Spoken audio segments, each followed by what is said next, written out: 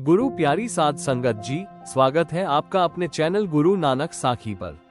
आशा करते हैं आप सभी अच्छे और स्वस्थ होंगे। दोस्तों, क्या आपको लगता है मनुष्य अपने दुख का जिम्मेदार खुद है? अगर लगता है हाँ, तो ऐसा क्यों लगता है कमेंट में जरूर बताना। हम आज आपको इसी विषय की एक कहानी के माध्यम से समझाने की कोशिश करेंगे, तो अंत तक बने रहना हमारे साथ। तो चलिए दोस्तों, कहानी शुरू करते हैं।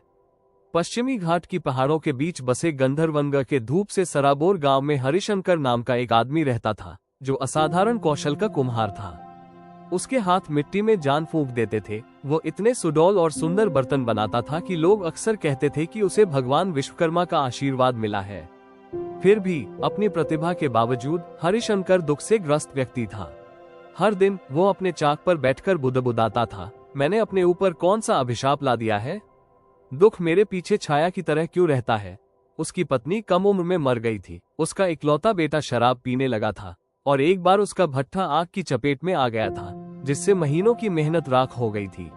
गांव वालों को उस पर दया आती थी, लेकिन वे उसकी पीठ पीछे फुसफुसाते भी थे। उसने अपने पिछले जन्म में बहुत बड़े पाप किए होंगे। कर्म क्षमा नहीं करता। हरिशंकर को उस शब्द से नफरत थी। कर्म उसके लिए यह एक क्रूर मजाक था। मैं किसी ऐसी चीज के लिए क्यों कष्ट उठाऊं जो मुझे याद नहीं है? वो गुस्से से जवाब देता था। एक दिन स्वामी अनंतदेव नामक एक घुमक्कड़ ऋषि गंधर्वंग आए। अपनी शांत बुद्धि और कहानियों के साथ सवालों के जवाब देने की अजीब आदत के लिए जाने जाते थे। उनका गर्मजोशी से स्वागत किया गया। जब हरिशंकर ने ऋषि के आगमन के बारे में सुना तो उन्होंने उपहास किया, लेकिन विश्वास से ज्यादा ऊब के कारण उनसे मिलने का फैसला किया। वो किसानों, माताओं और बच्चों के पीछे कतार में खड़े होकर अपनी बारी आने तक इंतजार करते रहे। तुम यहाँ क्यों आए हो बेटा? स्वामी अनंतदेव ने पूछा। उनकी आंखें स्थिर पानी की तरह शांत थीं। हरिशंकर ने हाथ जोड़कर कड़वाहट से पूछा, क्या मनुष्य अपने दुखों के लिए खुद जिम्मेदार है? ऋषि मुस्कुराए। मैं तुम्हें एक कहानी सुनाता हूँ, शायद तुम्हें उसमें अपना जवाब मिल जाए। एक बार कौशल्या के भव्य राज्य में राघव नाम का एक राजकुमार रहता था, जो सभी का प्रिय था। अपनी उम्र से ज्यादा बुद्धिमान और दयालु, वो भारत के सबसे महान राजाओं में से एक बनने वाला था। लेकिन एक दिन त्रासदी हुई। महल के अस्तबल में एक आकस्मिक आग ने उसके पसंदीदा घोड़े और 3 वफादार रखवालों को मार डाला। राघव को कोई सांत्वना नहीं दे पा रहा था। उसके बाद के दिनों में दुर्भाग्य उस पर टूट पड़ा। उसके चचेरे भाई ने उसे धोखा दिया, लोगों ने उस पर शक किया और एक भयानक बीमारी ने उसे जकड़ लिया।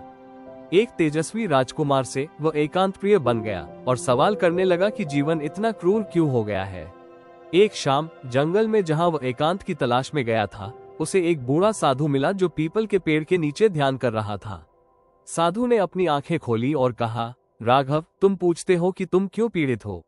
हाँ, राजकुमार ने कड़वाहट से उत्तर दिया, मैंने ऐसा कुछ नहीं किया जिसके लिए ये सब सहना पड़े।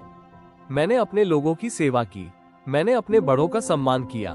मुझे क्यों? साधु ने सिर हिलाया और उसे बैठने के लिए आमंत्रित किया।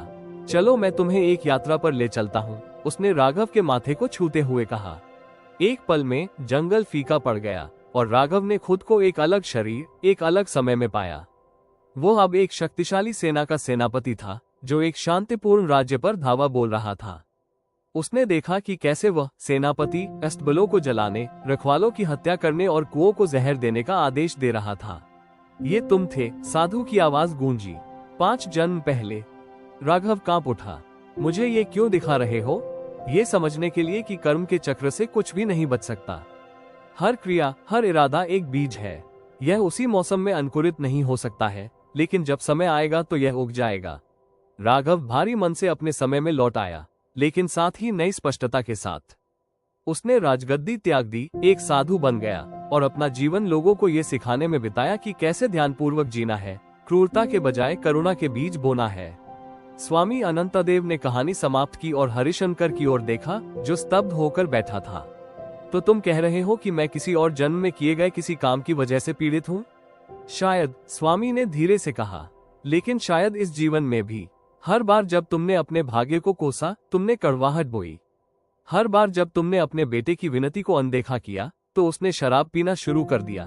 तुमने अपने परिवार के बर्तन में दरारें पैदा कर दी। कभी कभी दुख विरासत में मिलता है, कभी कभी इसे बनाया जाता है, और कभी कभी बस यही जीवन सिखाता है। हरिशंकर का चेहरा सख्त हो गया। लेकिन उन लोगों का क्या जो गरीब या विकलांग या अनाथ पैदा हुए हैं, क्या वे इसके लायक थे? स्वामी के चेहरे पर नरमी आई। कोई भी दर्द का हकदार नहीं है, लेकिन दर्द का उद्देश्य होता है। ये जागृत करता है, यह विनम्र बनाता है, ये हमें जो था उससे ऊपर उठने और जो होगा उसे चुनने का मौका देता है। उन्होंने रुककर कहा, कर्म का नियम दंड नहीं है, ये शिक्षा है। हरिशंकर बहुत देर तक चुप रहा। उस रात उसे नींद नहीं आई। राजकुमार राघव की कहानी उसके दिमाग में गूंजती रही। उसे अपनी जवानी याद आ गई, कैसे उसने एक बार अपने गांव के एक गरीब कारीगर का मजाक उड़ाया था, उसके टूटे हुए बर्तनों पर हंसा था।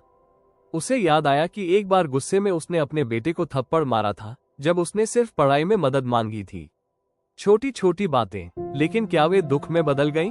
अगली सुबह कुछ बदल गया। वो जल्दी उठा और अपनी कार्यशाला साफ की। वो अपने बेटे के पास गया जो नशे में था और उसके कंधे पर हाथ रखा। आओ, उसने कहा, चलो मिलकर भट्ठा फिर से बनाते हैं। उनके बेटे ने चौंक कर उनकी ओर देखा। यह उनके पिता की ओर से वर्षों में पहला सौम्य शब्द था। उस शाम हरिशंकर पीपल के पेड़ पर वापस लौटे, जहां स्वामी अभी भी बैठे थे।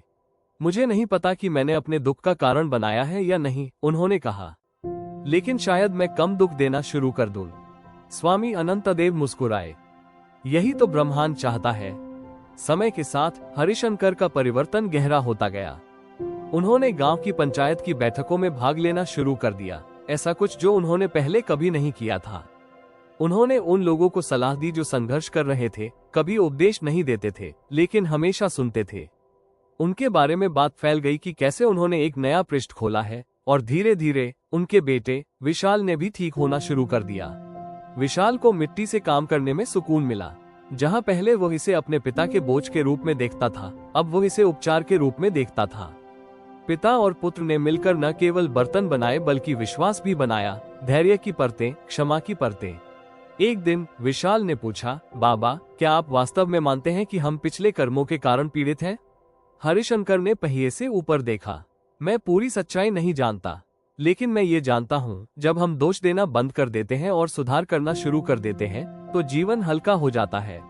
विशाल ने सिर हिलाया। उस रात उसने शराब नहीं पी। इसके बजाय उसने घंटों एक दिया बनाने में बिताए जो इतना बढ़िया था कि उसका इस्तेमाल मंदिर में किया जा सकता था। जब हरिशंकर ने इसे देखा तो वो रो पड़ा, दर्द से नहीं बल्कि गर्व से।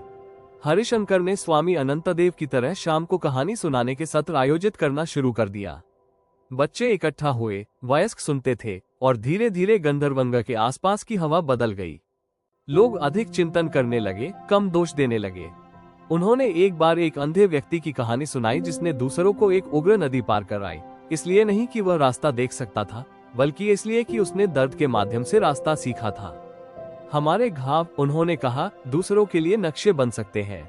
जब स्वामी अनंतदेव गंधर्वंगा से चले गए तो वे यादों से कहीं ज्यादा पीछे छोड़ गए। वे एक बीज छोड़ गए, और हरिशंकर के माध्यम से वो बीज एक पेड़ में बदल गया जिसकी छाया ने कई लोगों को सुकून दिया। साल बीत गए और गंधर्वंगा ने हरिशंकर के बारे में अलग तरह से बात करना शुरू कर दिया। उसके बर्तन अभी भी सुंदर थे, लेकिन उससे भी बढ़कर उसका दिल बदल गया था।